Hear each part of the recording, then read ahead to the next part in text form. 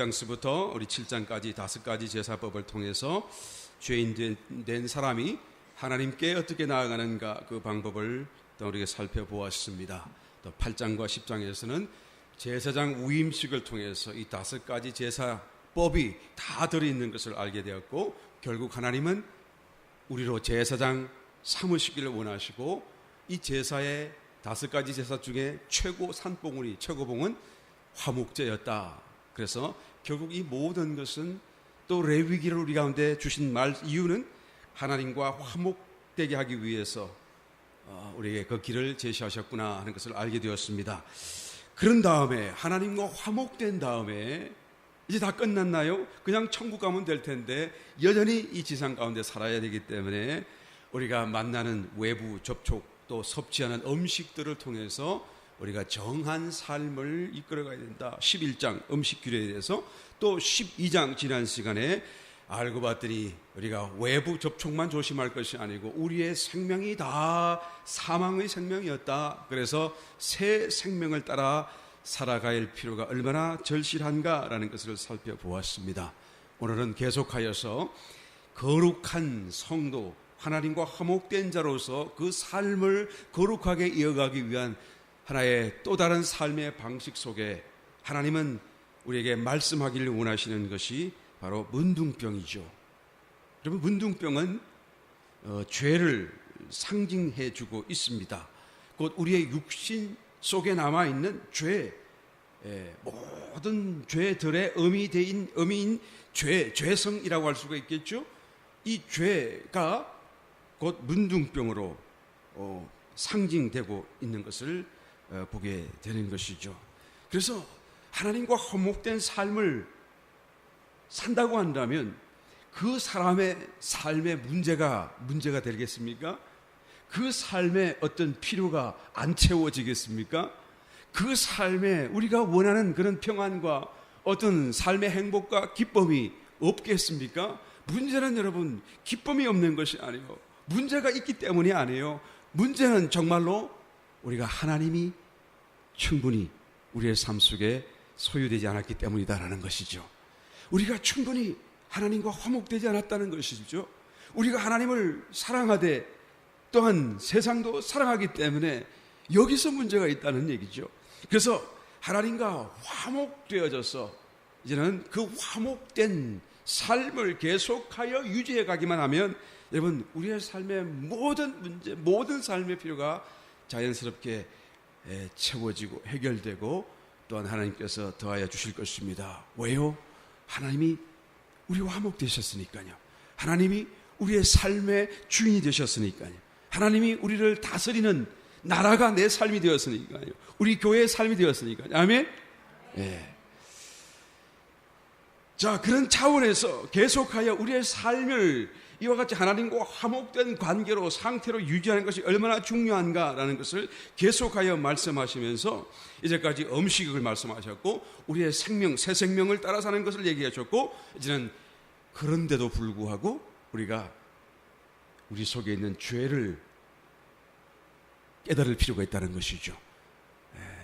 많은 경우에 여러분 죄라고 할 때마다 내가 짓는 어떤 특정한 범죄만을 생각합니다. 거짓말하는 것을 생각하고, 뭐 살인하고 도둑질하는 것을 생각하고, 그죠? 뭐 미워하고 때리는 것을 생각합니다만, 그런 걸 하고 나면 나는 아이고 잘못했어요, 죄 지었어요, 그리고 회개를 할 생각을 합니다만, 하나님이 지금 이 레위기 13장에서 말씀하고자 하는 죄는요, 그런 행위 죄가 얘기가 아니라 그 죄를 짓게 하는 우리 속에 있는 죄성을 얘기하기를 원하는 거예요. 이게 더 중요하거든요. 그런데 이 죄성은 얼마나 교묘한지 우리가 깨닫지 못한다는 것입니다. 죄를 짓고도 우리가 죄인 줄 모르고 살아요. 이 죄성이 나를 지배하고 있음에도 불구하고 나는 신앙생활 속에 있다라고 생각하며 우리가 오해하게 한다는 것이죠. 그래서 하나님께서 이것을 우리에게 가르쳐주기를 원하시는 것입니다. 여러분, 내가 한두 가지 잘못한 죄는 회개하면 돼요. 그것은 그렇게 큰 빅딜이 아닌 것이죠. 문제는 내가 모른다는 것이죠. 나를 모르게 하는 교묘한 죄성이 문제가 되어져요. 이 죄성이 나를 지배하고 있기 때문에, 내 마음과 생각을 지배하고 있기 때문에 나는 하나님을 믿는다라고 생각하는데, 여러분 나는 하나님을 사랑한다라고 생각하는데 나의 삶 속에 하나님이 점점 멀어지게 될 수밖에 없는 것이죠. 오늘 이 시간 다시 한번 짧은 시간이지만 이것을 분명히 깨닫게 또 되시고 우리의 삶 속에 죄가 정말로 더 이상 나를 지배할 수 있는 그런 공간을 허락하지 아니하는 위대한 승리와 깨달음이 되시기를 예수님으로 다시 한번 축원드립니다. 여러분, 죄는 여러 가지 특성이 있죠. 여러 가지 죄가 가진 특성이 있습니다. 다 하나님을 반대되는, 하나님의 아름다운 그런 미덕 성품과는 반대되는 그런 여러 가지 특성이 가지고 있습니다만은, 그런 특성들 가운데서 가장 중심적이고 큰 죄의 가장 중심적인 성질이라고 한다면 무엇이 있을까요? 난폭함일까요? 폭력일까요? 아주 정오와 미움일까요? 이런 것도 다 죄의 성질입니다만은, 그 중에서 가장 중심적인 죄의 성질이라고 한다면 반역하는 거예요. 누구를요? 하나님을요. 하나님을 하나님을 반대하는 것이 이 죄의 가장 중심적인 성질이에요. 그러니까 죄가 하는 모든 일은 왜 나를 난폭하게 만듭니까? 나를 왜 분노하게 만들죠? 하나님께로부터 떼어놓으려고. 하나님께로부터 나를 자꾸 멀리하기 위해서, 반역하기 위해서 하나님께로 가는 것이 나는 싫어요. 왜 싫죠? 죄가 나를 그렇게 움직이기 때문에요. 여러분, 죄는 하나님이 창조하신 것이 아닙니다. 하나님이 만물을 창조하셨지만 죄는 하나님이 창조하신 게 아니에요. 어디서 나왔죠? 사단이 스스로 고안해서 사단의 아이디어로 나온 게 죄예요. 그래서 사단이라는 이름 자체가 반역자라잖아요. 하나님은 이 사단이 처음부터 반역할 것을 알고 계셨고, 그의 이름을 사탄이라고 지으셨을 때 참으로 그가 이 죄를 고안할 것까지도 하나님은 다 알고 계셨죠. 이 죄라고 하는 것은 사단의 발명품입니다.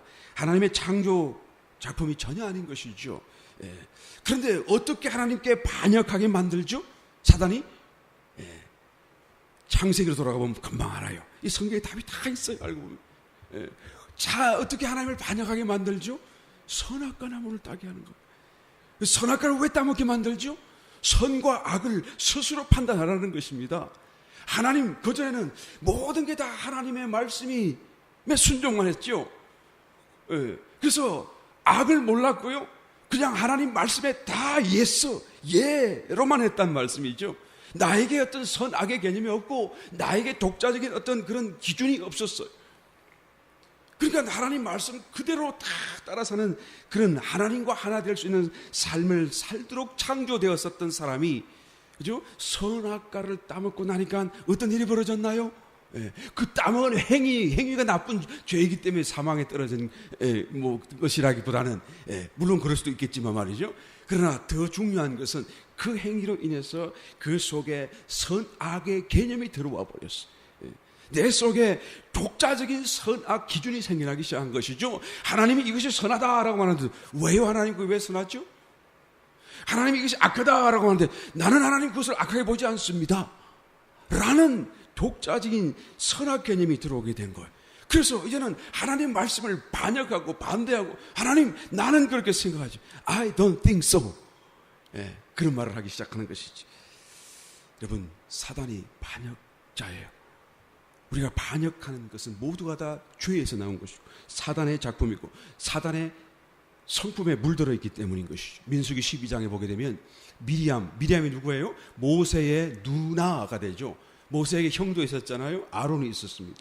아론과 미리암이 둘이 합작으로서 모세를 비난하기 시작했어요. 왜 비난했는가 하니까 모세가 이방 여인 구스 여인과 결혼을 했어요. 그래서 비방했어요. 너 모세, 너 잘못했다. 어떻게 그럴 수가 있느냐. 그런데 여러분, 모세가 누구죠? 하나님의 종, 하나님의 모든 위임, 신탁을 위임받은 하나님의 대리자였잖아요.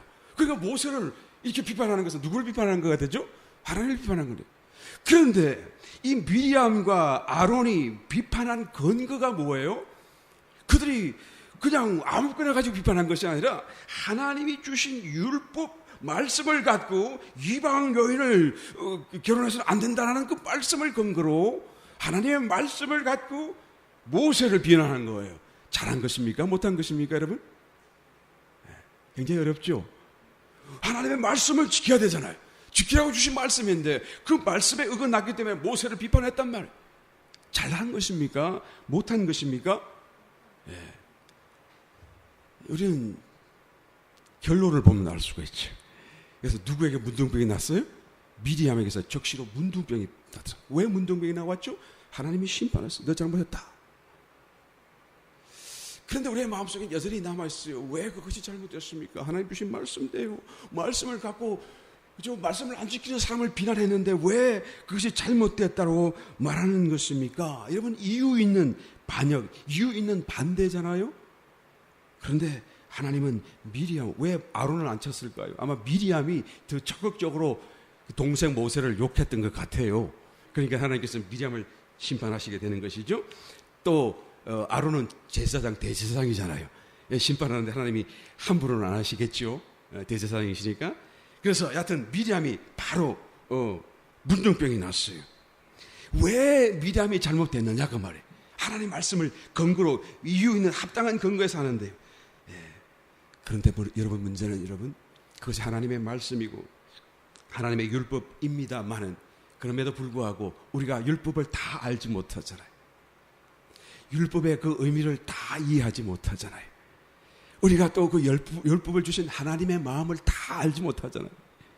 혹시 나는 이 말씀을 이렇게 이해하지만 하나님은 이 말씀을 혹시 다르게 나에게 말씀하실지 내가 어떻게 알아요? 우리가 문자를 가지고 그대로 내가 이해하는 게 정확하다, 이 말씀대로가 하나님이다 라고 말하는 것은 이건 스스로를 너무나 신뢰하는 것이죠. 하나님 앞에서 조금도 여지를 두지 아니하는, 어떤 면에서는 강팍한 마음이라고 할 수 있겠죠.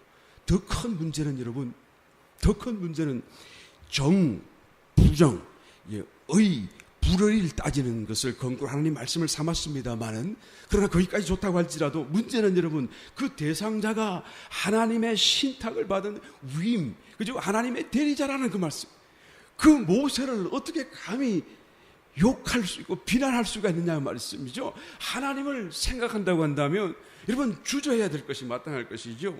내 생각이 아무리 맞을지라도, 그죠? 심지어는 그것은 하나님 말씀의 근거를 가졌다고 할지라도 여전히 저 사람이 하나님을 대신하고 있다고 한다면 우리는 하나님을 생각해서라도 혹시 내가 잘못 생각하는 것은 아닐까, 하나님은 또 다른 계획과 뜻을 가지신 것은 아닐까라는, 여러분, 하나님을 두려워하는 마음이 있어야 돼요.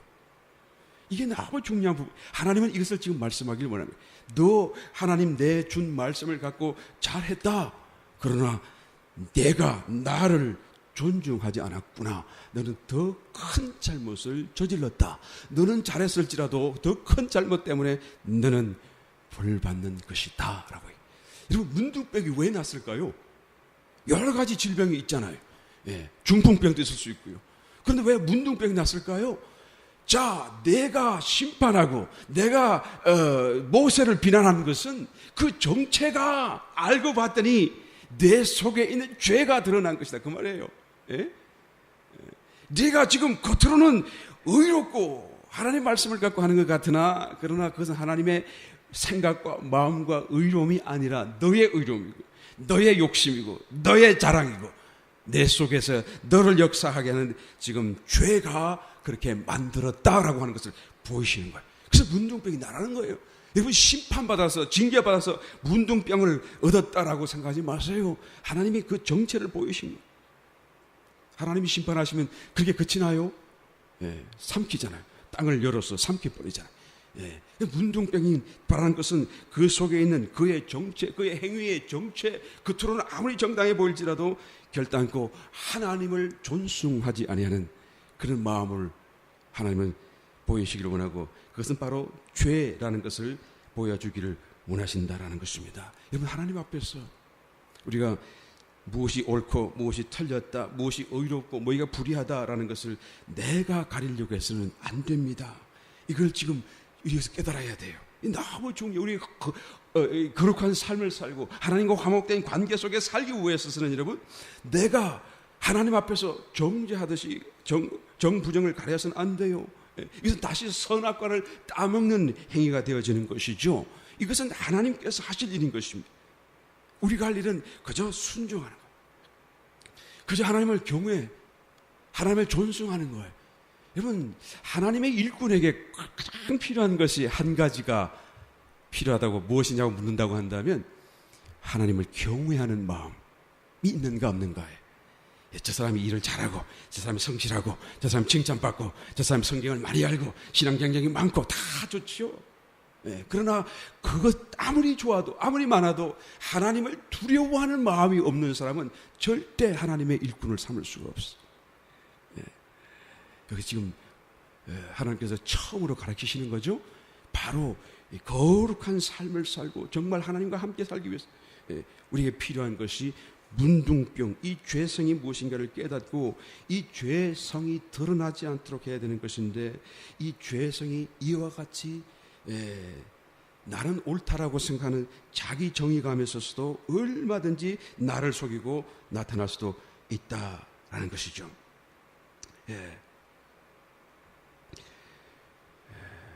저는 독일에 있을 때 한번 그런 것을 봤어요. 한 중산 이상인데 가정이 아주 나름대로 화목하고 괜찮게 사는 가정이었는데, 부모 자식들 다 한 자리에 모여가지고 뭔 거를 이렇게 디베이트, 막 의논을 하면서 막 디스커션하는 그런 것을 한번 본 적이 있었어요. 그런데 거기서 아버지가 뭔가를 말씀을 했는데 그 아들 녀석이 아버지가 잘못됐다는 거예요. 잘못 알고 있고 잘못을 말하고 있다는 것이죠. 그것을 지적하면서 아주 호되게 아버지를 공격하니까 아버지 얼굴이 펄게. 그런데 아버지는 아무 소리도 못해. 나는 이것을 보고 충격을 받았어요. 이야, 이게 독일인가 보다. 한국에서는 있을 수 없는 일이 여기서는 벌어지는구나 라는 생각을 한번 가져봤는데, 나는 정말로 이것이 옳은가?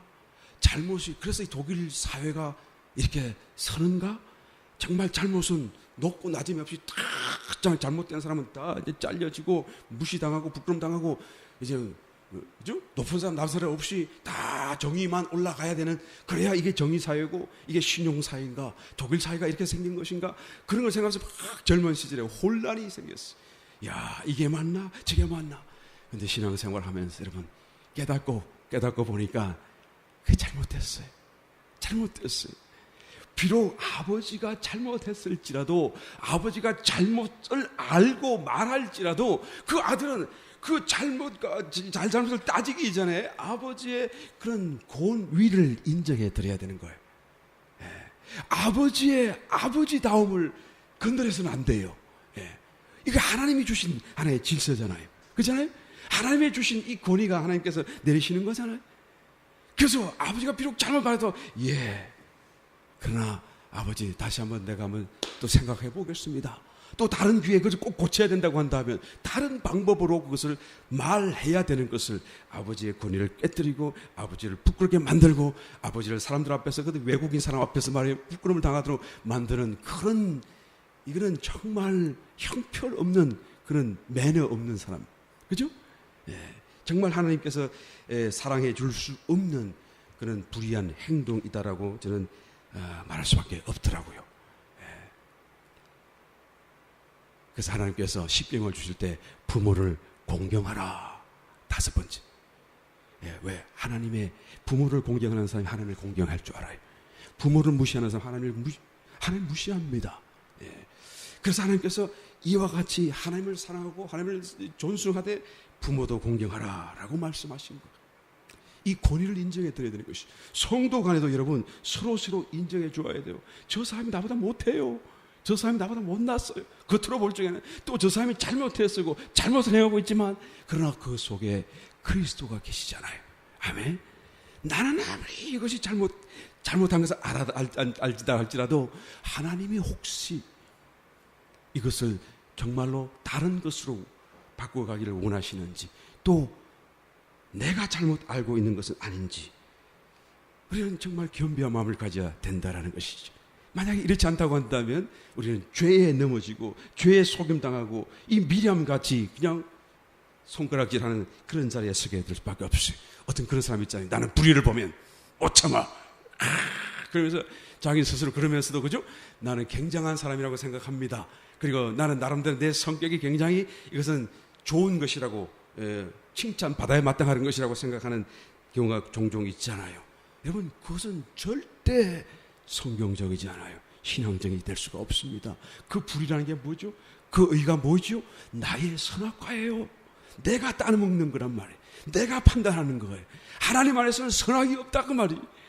모든 게 순종할 뿐이죠. 악을 보아도 악인을 원수를 사랑하라고 그랬잖아. 죄를 따라 지지는 말씀해라. 사랑하라고 하는 말씀이 뭐죠? 내가 스스로 심판하지 말라고. 우리가 선악과를 지금도 따먹는 거예요. 아담만 따먹은 것이 아니라 지금도 따먹고 있어요. 하나님은 생명나무 과실을 우리에게 허락하셨을 뿐이다 라는 것입니다. 깨닫게 되시기를 축원합니다. 여러분, 아직도 이것이 잘 이해되는 사람들은 여전히 우리 속에 내재하는 죄가 있었어요. 그 죄가 우리를 이렇게 심하게 삐뚤어 놓게 만들어 놓은 거예요. 이 말씀이 정말로 깨달아지고, 내가 아무도 남을 낮게 여기고 누구를 비판할 대상이 없구나라는 것을 깨닫는 그 사람이 하나님 안에서 화목된 삶을 살아가고 하나님이 그 마음과 삶 속에 역사하실 수가 있다라는 것이죠. 하나님께 맡기세요. 아멘. 하나님이 다 하실 거예요. 그래서 하나님의 몫이에요. 내가 그 자리에 서면 안 됩니다. 미리암이 그와 같은 잘못을 했던 것이. 마태복음 8장에 보니까 예수님이 산상수훈을 다 마치시고 그리고는 산을 내려오실 때에 어느 한 병자가 찾아왔어요. 어떤 병자일까요? 무슨 병을 가졌을까요? 문둥병이겠죠. 내가 지금 문둥병 얘기하니까 눈치도 없으세요? 문둥병이겠죠. 왜 문둥병이 가장 먼저 오는 거예요? 예수님의 공생애를 시작하면서 왜 문둥병자가 가장 먼저, 문둥병자를 왜 가장 먼저 치유하시죠? 이 죄의 문제. 지금 레위기와 순수가 딱 들어맞는 거죠. 이 죄의 문제가 다루어져야 된다는 거예요. 죄성의 문제가 다뤄져야 내가 말씀했던 이 모든 하나님의 나라 천국이 그 속에 소유되고 또한 체험될 수 있다라고 얘기하시는 것이죠. 오늘 봉독하신 말씀 속에 하나님께서 문둥병을 말씀하시면서 제사장에게 문둥병 정세를 이렇게 가르쳐 주시고 내가 그것을 진단해라 라고 명령하셨어요. 문둥병 진단법을 알려주신 것이죠. 이런 문둥병이 뭐라고요? 영적인 의미 속에서 죄라는 것을 얘기하죠. 왜 이것이 필요합니까? 우리가 지은 행위의 죄는 다 아는데, 거짓말하고 살인하고 도둑질하는 건 다 알겠는데, 그런데 이 죄, 죄가 우리 속에 역사하는 이 역사를 너무나 모른다 이 말이에요. 그래서 그것을 제사장인 너희는 눈을 열고 영적인 그 어떤 분별력을 갖고 구별내서 거기서 나오라 그 말이에요. 죄에 종살이 하지 말고 죄에 속지 말고 너는 깨어있는 자가 되라고 그 말씀이죠. 이것을 가지고 형제를 정죄하고 비난하는 그런 하나의 도구로 쓰라라는 것이 절대로 아닐 것입니다. 만약에 형제를 보았는데 그 죄가 보인다고 한다면 우리는 어떻게 해야 되죠? 그를 위해 중보 기도해 줘야 돼. 아멘. 그를 사랑해서 그를 도와서 그를 깨어날 수 있도록 도와줘야 되지, 그를 죄인 취급하고 그를 정죄하는 그런 것으로 사용해서는 안 되는 거예요. 제사장에게 주신 것은 우리에게 주신 것이고, 우리가 우리의 삶과 또한 우리의 교회적인 삶을 돌아보면서 이 죄가 역사하지 못하도록 너희들은 분별하라 그 말씀.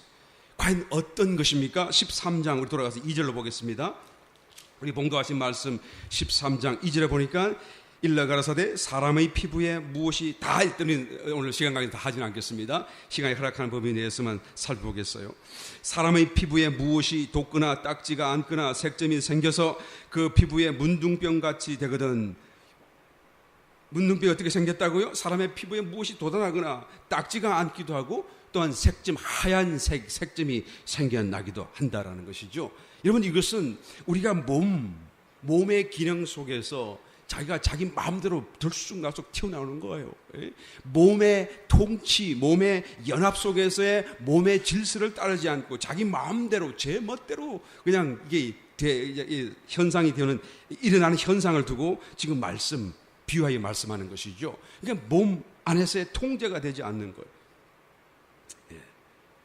이것은 몸의 하나됨 안에서 스스로 독립하고 떨어진 것이죠. 영적인 의미 속에서 영이신 그리스도의 감동과 인도 또한 말씀과 느낌에서 우리는 떨어져 나와서 도저히 영의 통치 안에서 통제가 되지 아니하는 자기 마음대로의 그런 삶의 모습이 바로 지금 문둥병의 첫 하나의 정세로서 묘사되고 있는 것을 보게 되는 것입니다.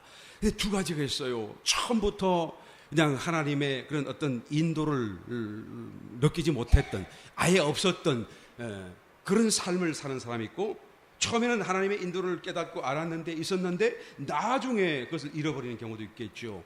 처음부터 하나님의 인도가 없었고 영의 통치 안에 없이 살던 사람은 어떻게 되죠? 나중에 되어지게 되면 그러면 영 딴 길로 가죠.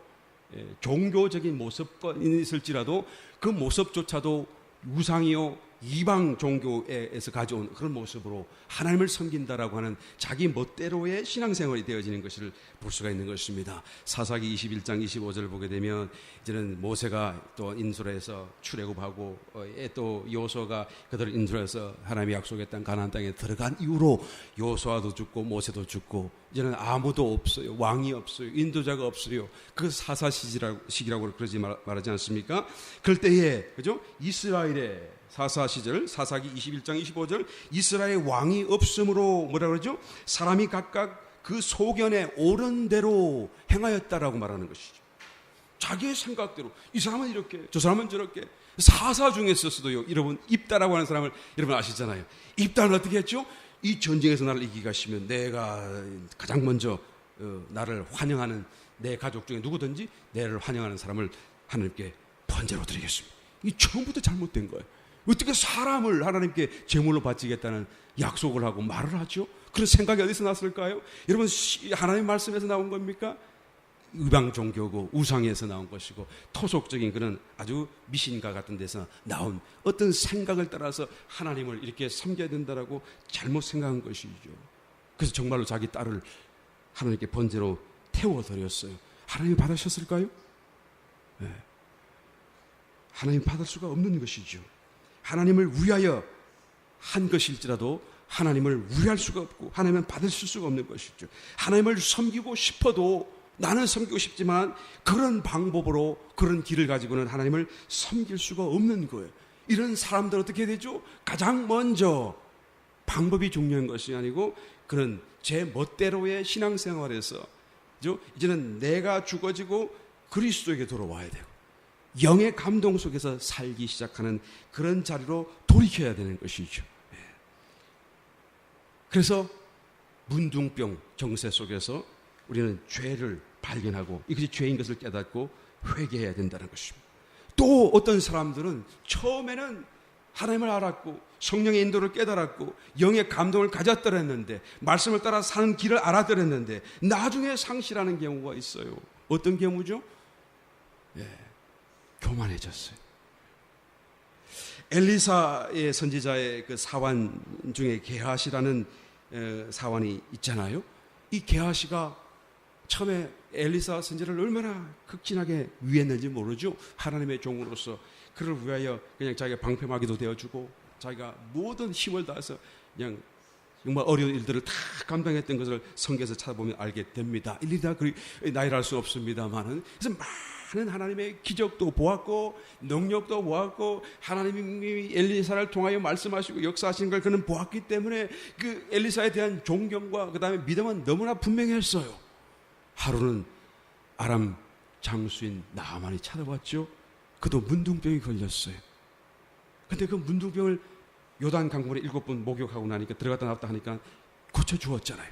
이 나아만은 아람의 두 번째 가는 권력자이기 때문에 얼마나 많은 재물을 가졌고 힘을 가졌어요. 그래서 나는 뭐든지 다 내어주겠다. 너무 좋다. 감사하다. 당신의 하나님을 나의 하나님으로 이제부터 섬기겠다라고까지 하며 무엇든지 다 드리고 싶어 하는데 엘리사는 no. 아무것도 받지를 않아요. 그냥 가라는 거예요. 그래서 극구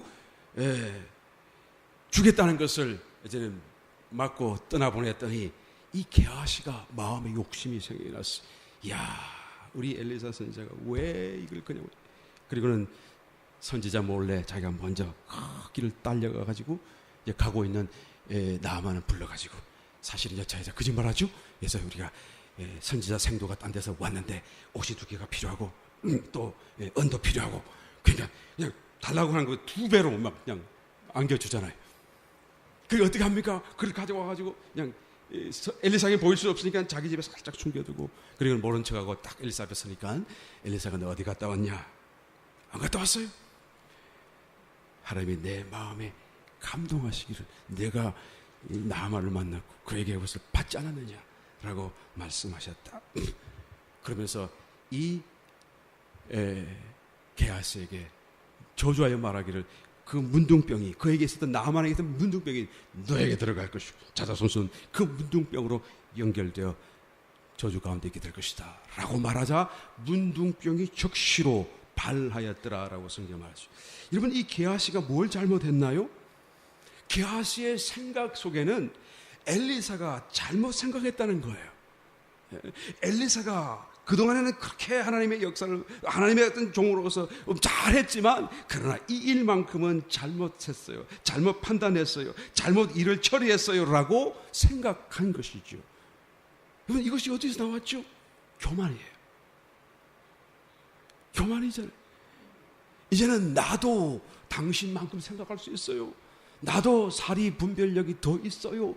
이 일은 그렇게 할 게 아닙니다. 라고 하여서 그를 속이고 자기가 자기의 임의로 그 일을 행하였더니 어떻게 됐죠? 문둥병이 나왔어요. 그 문둥병이 왜 나왔죠? 벌이 아닙니다. 징계가 아니에요. 그 속에 그 일을 행하게 만든 원동력이, 원인이 바로 죄라는 것을 하나님은 보여주기를 원하는 것입니다. 그로 하여금 교만이 하게, 행동하게 하게 한 것이 바로 내 속에 있는 죄라는 거예요. 조금 전까지는 죄가 없었어. 그 죄가 자기를 하지 않았어요. 순종하는 삶을 살아들었는데 그 죄가 자기를 사로잡는 순간, 근데 이 죄가 무엇을 근거로 그렇게 격동시키죠? 왜 교만하게 만들죠? 그런 행동을 어떻게 하게 하죠? 사리와 이치를 사용하라는 것이죠. 그래서 사리 분별을 가지고 야 이거 봐라, 앞뒤가 착착착착착 이게 잘못된 거 아니냐라고 말을 하더라는 것입니다. 여러분, 이 사리와 분별, 이치는 누구의 것입니까? 게하시의 것이에요. 만약에 하나님의 것이라고 한다면 하나님이 일을 처리하실 거예요. 맞습니까? 하나님의 사리고 하나님의 이치와 자기의 사리와 자기의 이치가 동일한 것이라고 한다면 자기가 하지 않아도 하나님이 하실 거예요. 그런데 왜 자기가 해야 되죠? 내 죄가, 내가 하고 싶어요. 내가 해야겠어요. 네. 이것은 하나님이 아마 노할지도 몰라요. 그러니까 나는 그것을 내가 하려고 하는 것이죠. 여러분, 이게 죄예요. 나를 격동시킵니다. 나도 모르게 처음에는 성령으로 시작했는데 어느 날 순간부터 내가 죄에 사로잡히고 죄가 격동하는데도 불구하고 내가 그 정세를 모를 수가 있다고 말이죠. 그래서 이 문둥병 정세를 말씀하시면서 깨달으라 라고 말하는 거예요. 사도 바울은 로마서 7장 15절 이하의 말씀을 보게 되면 나의 행하는 것을 내가 알지 못하노니 곧 원하는 이것은 행하지 아니하고 도리어 미워하는 내가 하고 싶지 않은 것을 내가 행하는 것을 보게 되는 거예요. 오라, 나는 곤고한 사람이로다. 내가 깨닫고 보니까 이제는 이것을 행하는 자가 내가 아니요 내 속에 거하는 죄니라 라고 말하는 것이. 여러분, 깨달으니까 얼마나 참 축복이에요. 이 깨달은 자는 이 죄에서 해방될 수가 있죠. 문제는 깨닫지 못하는 데 있는 것이죠. 내가 죄를 짓고 죄를 따라 살고 죄의 종살이 함에도 불구하고 나는 살인하지 않고 도둑질하지 않고 나에게 거짓말하지 않는다고 해서 나는 의인이고 의롭게 살고 있다라고 속는 것이 더 무서운 것이죠. 하나님께서는 이것을 우리에게 깨닫도록 하기 위하여 문둥병이라고 하는 이 병의 정세를 갖고 말씀하고 있는 것입니다. 한 가지만 더 합시다. 13장 3절에 또 뭐라고 말씀합니까? 제사장은 그 피부의 병을 진찰할지니 환자의 털이 희어졌고 환처가 피부보다 우묵하여졌으면 이는 문둥병의 환처라. 그죠? 환자의 털이 희게 바뀌고, 저도 흰머리가 좀 나고 눈썹에도 흰머리가 막 나는데 이 문둥병입니까? 예. 문둥병이 말씀하기를 환처가 피부보다 우묵해져요. 그 흰 털이 나는 데 자리가 푹 들어가, 이게 손가락이 들어가는 거예요. 그게 문둥병이에요. 예. 이것은 무엇을 말하죠? 털이 휘어지는 것은 무엇을 말하죠? 예, 50이 되면 이게 휘어지기 시작하는데 50세대라고 그러잖아요. 쉬었다 쉬어서 힘이 빠지고 약해지고 막 이런 걸 건강하지 못한 상태를 두고 이렇게 말하는 것이죠. 그래서 내가 건강하지 못한 그것은 왜 건강하지 못하죠? 내가 영적으로 확 생기발랄하지 못한 거 왜 쭉 우울해지죠? 예. 그것은 죄가 나를 사로잡고 있기 때문에 그런 거예요. 여러분, 문제가 아닙니다. 환경이 문제가 아닌 것입니다. 죄가 나를 지금 사로잡고 있다는 것을 깨달으라 라고 지금 이 문둥병을 통해서 말씀하시는 것이죠. 영적으로 연약해지고 영적으로 병드는 이유가 죄의 결과요, 죄가 역사한 결과라는 것을 말씀하는 것이죠. 육체로도 병이 드는 것은 왜 병이 들죠? 내가 기쁘지 않아요. 예, 내가 염려가 가득 차 있어요. 그러면 병이 들잖아요. 예. 젊음과 건강을 유지하는 방법이 뭐죠? 그냥 기뻐하고 염려 근심하지 않고 정말 행복하게 살게 되면 내가 육신으로도 건강하고 젊음을 유지해 나갈 수가 있게 되지 않겠습니까? 예, 우리 중학생, 고등학생 뭐 이런 데 나이들 그냥 생기발랄 하잖아요.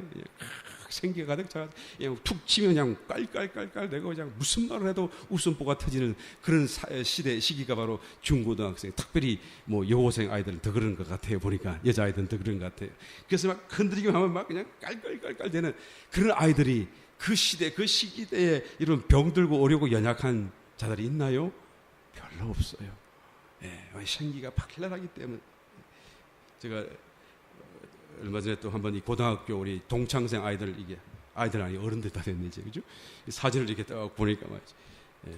참 그때는 애띤 모습이 보이는데, 그런데 이제 새로 이렇게 나이가 들어서 만나는 동창생들 얼굴 보니까 내가 와, 아저씨, 나는 그렇게 늙은 줄 생각도 못하고 저렇게 늙은다. 어이구, 저 사람 나보다 훨씬 나이 많으네. 그런 생각이 들 정도로 말이죠. 그런데 가만히 보면 같은 우리 동창생들 중에도 얘는 신앙생활 하는 애겠구나, 얘는 신앙생활 안 하겠구나 하는 게 막 눈에 들어와요. 예, 벌써 얼굴 표정이 달라고, 벌써 쭈글쭈글하고 이제 이 탱탱한 게 차이가 막 나는 거예요. 근데 그 신앙생활 하는 아이들 중에서도 어른들이 있지만 말이죠. 네, 얘는 좀 더 많이 열심히 하겠구나, 얘는 조금 나이롱이겠구나, 뭐 이런 차이가 눈에 들어오는 것이죠. 예, 왜 그래요? 예, 신앙생활을 열심히 하고 정말 주님 안에 매달리는 사람은 어떻게 하죠? 예, 염려 근심을 내려놓고요, 기뻐하며 살잖아요. 예, 하나님이 채우신 어떤 그런 어떤 행복감 속에 살잖아요. 거기서 막 엔돌핀 그런 게 쏟아나오면서 말이죠. 예, 그러니까 영이 건강하니까 내 마음도 편하고, 내 마음이 편안하니까 내 육신도 뭐 문제가 없겠어요. 예, 어림없겠어요. 다 고만고만하게 살지 않겠어요? 예, 그럼에도 불구하고 그런 표정과 모습의 차이가 난다는 것은 바로 내가 지금 죄에게 붙들리고 사느냐, 아니면 내가 죄가 죄인 줄을 깨닫고 오라, 나는 곤고한 사람이로다 라고 말하면서 내 속에 새 생명이신 주님을 향하여 내가 손을 내밀고 주님을 의지하며 살아가고 있느냐에 따라 달라질 수밖에 없더라 라는 것이죠. 여러분, 한 2개만 더 해야 되는데, 이걸 지금 시간이 40분이 돼가지고 이걸 또 안 하면 또 이게 다음에 하면 너무 또 맥이 빠질 것 같고 어떻게 할지 모르겠어요. 그래서 깨달아야 되는데 여기까지 마십시다. 우리 하여튼 막 시간이 딱 1분만 더 넘어가도 눈이 탁 풀어지고 그러니까 이거 해도 별로 소용이 없어요. 여하튼 하나님께서는 문둥병을 통해서 우리 속에 있는 이 죄성을 깨닫게 하기를 원하시고, 깨닫는 죄를 우리가 이제는 단호하게 배격하고 정말로 우리가 하나님 안에서 화목된 삶을 살아갈 수 있어야 될 것입니다. 바라긴 저와 여러분, 다시 한 번 더 이 말씀을 통해서 말씀하시는 하나님의 또한 길과 뜻을 따라 죄를 분별하며 죄에 종살이하지 아니하는 영의 사람들이 다 되시고, 참으로 새 생명을 따라 새 삶을 살아가는 정말 신앙인들의 모습이 되시기를, 정말 축복자들이 되시기를 다시 한번 예수 이름으로 축원드립니다.